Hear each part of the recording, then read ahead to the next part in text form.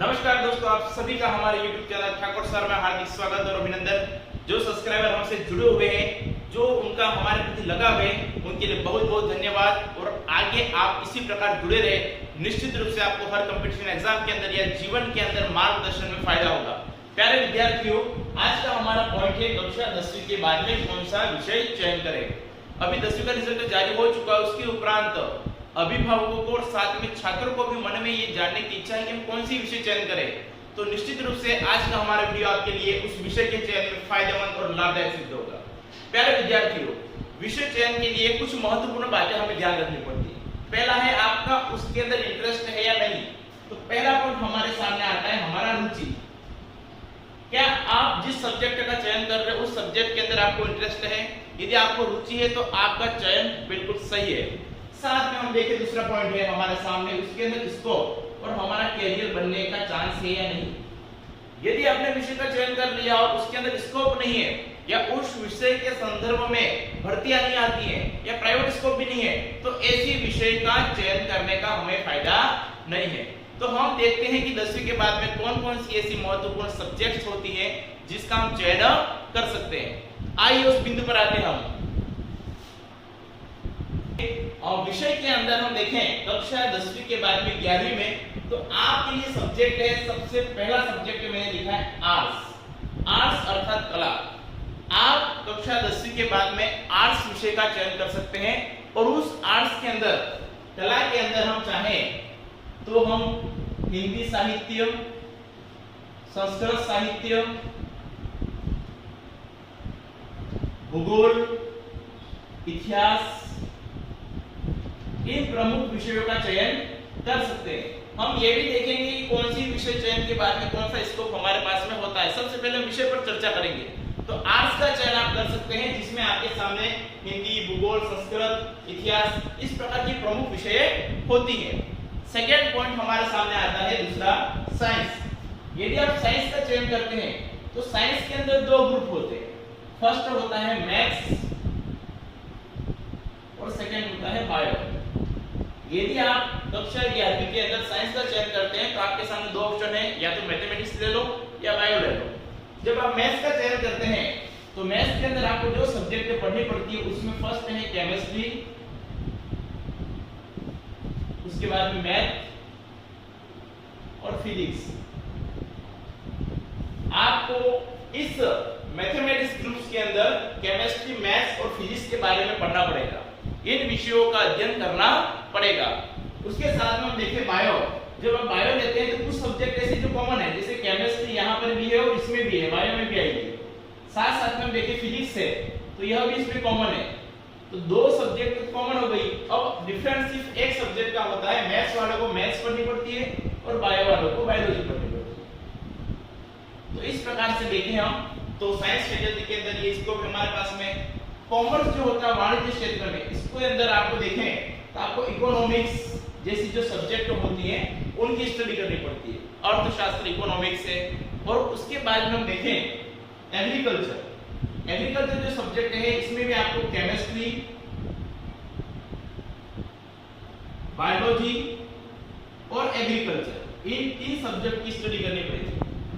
दोस्तों यहाँ पर देखिए हम एग्रीकल्चर में तो केमिस्ट्री, यहाँ पर बायोलॉजी और एग्रीकल्चर, इन तीन सब्जेक्ट जो होंगी, इसकी केमिस्ट्री और बायोलॉजी जो होती है वह इस साइंस फैकल्टी की केमिस्ट्री और जो बायोलॉजी है उससे डिफरेंस होती है। एग्रीकल्चर के अंदर जो केमिस्ट्री होगी वो एग्रीकल्चर संबंधी होगी, अर्थात खाद्य प्रोडक्ट संबंधी। बायोलॉजी जो होगी वह भी जो होगी एग्रीकल्चर फील्ड जो होता है उससे संबंधित होगी।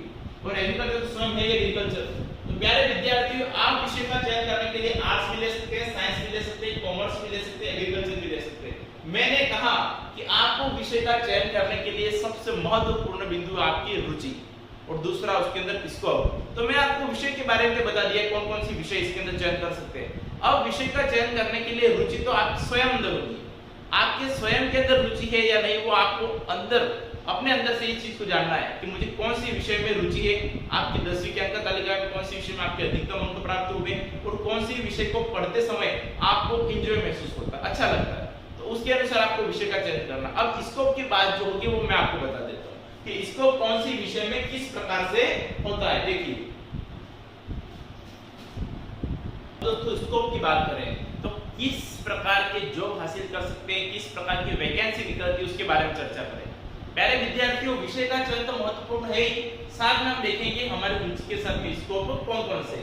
यदि आप वैकेंसी की बात करें, यदि आप वैकेंसी के अंदर थर्ड ग्रेड टीचर बनना चाहते हो, तृतीय श्रेणी अध्यापक की भर्ती के अंदर आपको भर्ती के अंदर जो आवेदन करना है तो उसके लिए आपकी योग्यता क्या हो, तो उसके लिए हम देखें तो आप यदि लेवल फर्स्ट से आवेदन करना चाहते हैं तो आपके पास में एसटीसी होनी चाहिए, पीडीएलए, और आप लेवल सेकंड से आवेदन करना चाहते हैं तो आपके लिए ग्रेजुएशन के साथ में बीएड होना जरूरी है।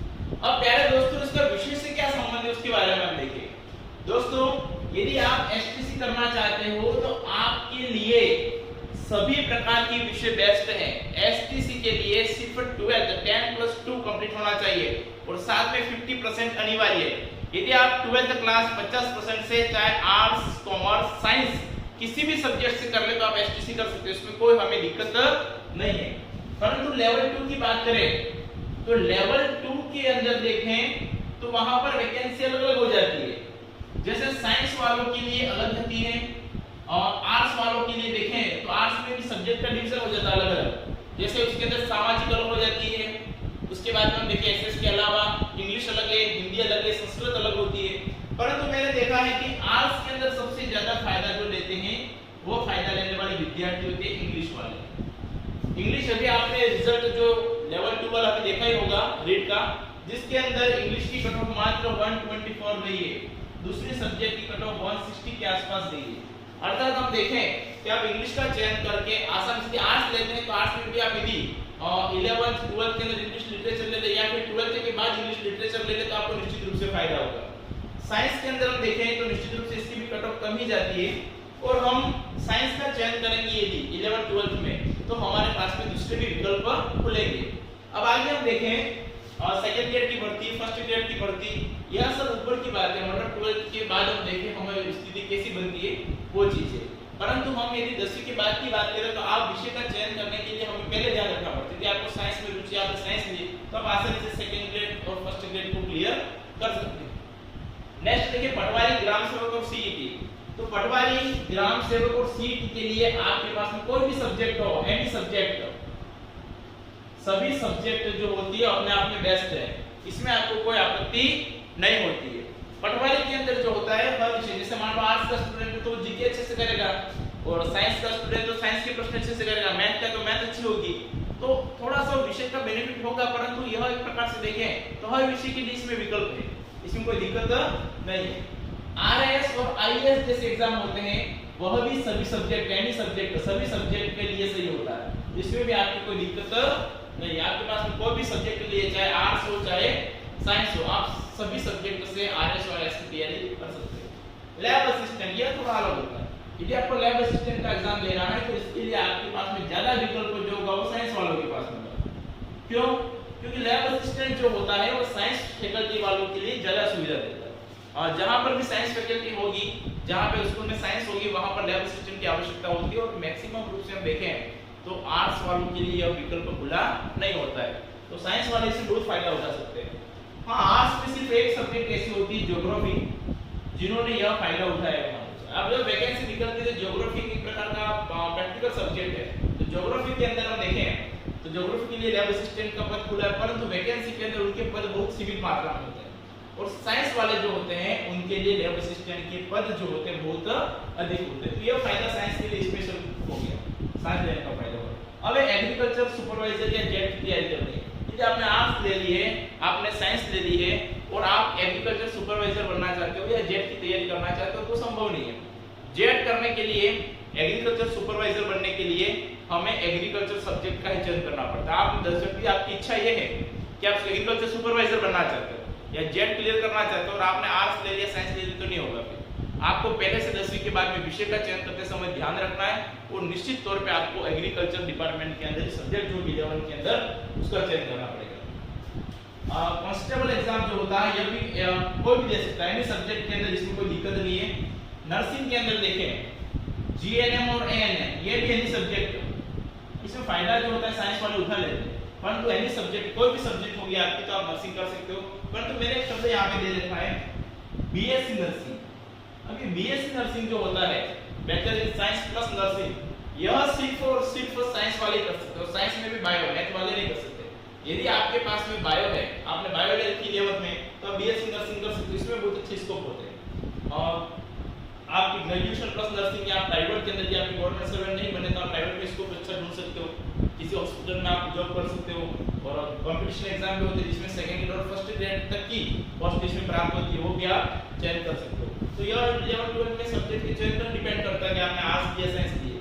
आप 12th आर्ट्स से करते हो और उसके बाद में आप बीएससी नर्सिंग करने की कोशिश करते हो, संभव नहीं, तो आपको बीएससी नर्सिंग करनी है, आपका लक्ष्य ये है, तो निश्चित रूप से आपको चयन करते समय साइंस सब्जेक्ट बायो लेनी पड़ेगी। फार्मेसी होती है, फार्मेसी जो होता है, जो मेडिकल स्टोर्स खोले जाते हैं, तो उन फार्मेसी के अंदर भी आप करना चाहते हो, यहाँ पे दो विकल्प होते हैं आपके सामने। फर्स्ट होता है डिप्लोमा डी फार्मा और बी फार्मा। या बी फार्मा ग्रेजुएशन पोस्ट हो जाती है और डी फार्मा जो होता है डिप्लोमा 2 ईयर ऑनर। तो आप यदि फार्मेसी करना चाहते हो तो 2 साल का डिप्लोमा डी फार्मा भी कर सकते हो, बी फार्मा भी कर सकते हो। यहाँ पर इन 4 साल का कोर्स करें या फिर 2 साल का करें, दोनों के कोर्स में फार्मेसी के अंदर जितने भी सरकारी हॉस्पिटल होते हैं उसके अंदर वैकेंसी निकलती है। गवर्नमेंट हॉस्पिटल के अंदर जितने भी फार्मासिस्ट होते हैं उनके लिए अलग से सरकार वैकेंसी निकालती है, ये सेकंड ग्रेड की पोस्ट होती है। बहुत अच्छा, 2 साल में सेकंड ग्रेड, वहाँ एसपीसी में 2 साल में थर्ड ग्रेड मिलती है। यहाँ पर वो फायदा है। फार्मेसी जो होगा वो ऑनलाइन बायो वाले स्टूडेंट नहीं कर सकते। यदि आप मैथ लोगे तो नहीं होगा, अब आर्ट्स लोगे तो नहीं होगा, कॉमर्स लोगे तो नहीं होगा। यदि आपने बायोलॉजी लिए तो आप फार्मेसी में आवेदन कर सकते हो, डी फार्मा भी कर सकते हो, बी फार्मा भी कर सकते हैं। तो कुछ ये एक्स्ट्रा बेनिफिट्स हो गए। अब जितने भी स्टूडेंट जुड़े हुए हैं सब्सक्राइबर, उसमें से बहुत सारों का ये कहना है कि सर एनडीए या एयरफोर्स में जाना चाहते हैं, नेवल डिपार्टमेंट में जाना चाहते हैं, तो हम क्या करें? प्यारे दोस्तों, यदि आप नेशनल डिफेंस एकेडमी अर्थात एनडीए में यदि सिलेक्शन होना चाहते हो, सेलेक्ट होना चाहते हो, तो पहले आपके लिए एज क्राइटेरिया ध्यान होना चाहिए। यहाँ पर यदि आप 15.7 अर्थात हम कह सकते हैं 16 साल से लगा करके 19 साल तक, यदि आपकी ईयर 16 साल से 19 साल तक होती है तो आप निश्चित रूप से एनडीए में आवेदन कर सकते हैं। इससे ऊपर चली जाए तो ये संभव नहीं है। एनडीए एग्जाम जो होता है वो 10+2 क्लियर होना जरूरी है, 10वीं प्लस 2 साल मतलब 12वीं। यदि आपने 12वीं कर रखी हो तो आप एनडीए में आवेदन कर सकते हो, उस एग्जाम को दे सकते हो। अब एनडीए के अंदर कौन से सब्जेक्ट का क्या महत्व होता है वो देखिए। यदि आपने आर्ट्स ले रखी है, 12th 11th आर्ट्स से या साइंस से या मैथ्स से या कॉमर्स से एग्रीकल्चर से, आप किसी भी सब्जेक्ट ले हो तो आप आर्मी डिपार्टमेंट में जा सकते हैं, इसमें कोई दिक्कत नहीं है। तो एनडीए के अंदर जो आर्मी होती है, उस आर्मी डिपार्टमेंट में आप किसी भी सब्जेक्ट से जा सकते हैं। आप यदि एनडीए का एग्जाम देके सेलेक्ट होते हैं, आपके पास कोई भी सब्जेक्ट हो, कोई दिक्कत की बात नहीं है। परंतु आपको नेवल फोर्स में जाना है, आपको जो नावें चलाने वाले ऑफिसर होती है उसमें जाना है, या फिर आपको एयरफोर्स में प्लेन चलाने का शौक पूरा करना है उसमें जाना है, तो आप इन दोनों ऑफिसर की जॉब प्राप्त करना चाहते हो तो आपको थोड़ा सा यहाँ पर मैथ साइंस लेनी पड़ेगी। क्यों? क्योंकि यहाँ पर इसके तो 2 सब्जेक्ट कंपलसरी है। यदि आप नेवल डिपार्टमेंट और एयरफोर्स में जाना चाहते हो तो आपके लिए 2 सब्जेक्ट होने चाहिए, एक तो फिजिक्स और एक होती है मैथ्स। अब यदि आपने बायो ले ली तो फिजिक्स तो आ जाएगी पर मैथ नहीं आएगी, तो आपके तो वही हो गया भाई जिसके अंदर हम आवेदन नहीं कर सकते। तो आपको यहाँ पर पहले से पता है कि मुझे एनडीए का जॉब प्राप्त करना है, मेरी रुचि एयरफोर्स में है या नेवल डिपार्टमेंट में है, तो देन आपको फिजिक्स और मैथ के लिए आपको मैथमेटिक्स लेनी पड़ेगी। तो प्यारे दोस्तों, मैंने आपको बता दिया कि हम एग्रीकल्चर ले तो किस फील्ड में जा सकते हैं, सुपरवाइजर बन सकते हैं, और यदि हम साइंस लेंगे तो लैब असिस्टेंट जैसी भर्ती है, 3rd grade 2nd grade 1st grade बहुत सारे विकल्प है, ये हम कर सकते हैं। आर्ट्स लेंगे तो भी हमारे पास 3rd grade 2nd grade 1st grade बहुत सारे विकल्प होते हैं। उसके बाद में हम देखें कॉमर्स है तो कॉमर्स वालों के लिए भी विकल्प होते हैं, ये भी कुछ सीए का एग्जाम होता है, इस प्रकार का एग्जाम क्रैश कर सकते हैं। दोस्तों, कुछ विशेष फायदे ये आपके लिए यहाँ पे ध्यान देने वाली बात यही है कि आप एनडीए करना चाहते हो तो आपको मैथ्स देनी पड़ेगी, आप लैब असिस्टेंट जैसा एग्जाम देना चाहते हो तो आप निश्चित रूप से साइंस दे सकते हैं। आईएएस और आरएसएस एग्जाम के लिए तो आर्ट्स भी बेस्ट है, कांस्टेबल के लिए भी आर्ट्स बेस्ट है, इसमें कोई दिक्कत नहीं है।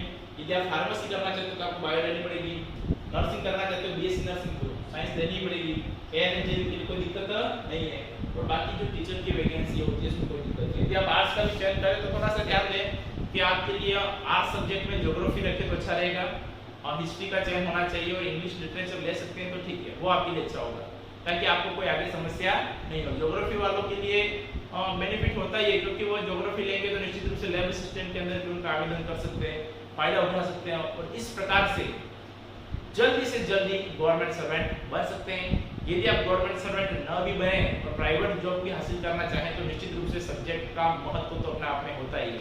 यदि आप साइंस डिपार्टमेंट से पास सीमेंट फैक्ट्री में बहुत सारी ऐसी कंपनी है जहाँ पे अपनी जॉब प्राप्त कर सकते हैं। दोस्तों, जितने भी मेरे सब्सक्राइबर आप जुड़े हुए हो, सभी यह वीडियो सभी बच्चों तक पहुंचाने के लिए अपने स्टेटस पे रखें और साथ साथ में सभी को यह शेयर करें। और एक बात और कहना चाहता हूं आपको कि जीवन के अंदर सफलता प्राप्त करनी है तो हमें अपना लक्ष्य पूर्व निर्धारित ही करना पड़ेगा। आपको दूरदर्शी बनना पड़ेगा। हमें भविष्य में आने वाली जो भी कंपटीशन एग्जाम होते हैं उनके बारे में उनकी तैयारी करना और उनकी जानकारी रखना अभी से सीखना पड़ेगा। यदि हम ये सोचे कि बाद में जाके सब कुछ करेंगे तो संभव नहीं है। आज के लिए धन्यवाद। आपका दिन शुभ हो।